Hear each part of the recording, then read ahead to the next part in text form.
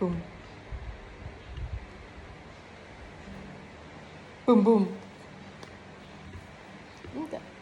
Ui, tập thể dục buổi chiều, tập thể dục buổi chiều, tập thể dục buổi chiều, tập thể dục buổi chiều.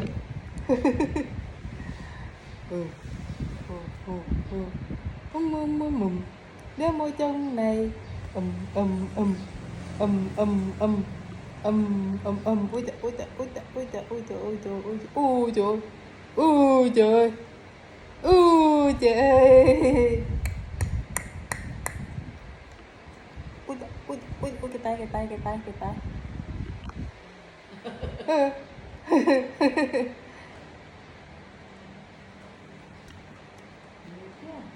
Tay lắm kìa. Đập cái chân à, đập cái chân này, hay đạp á.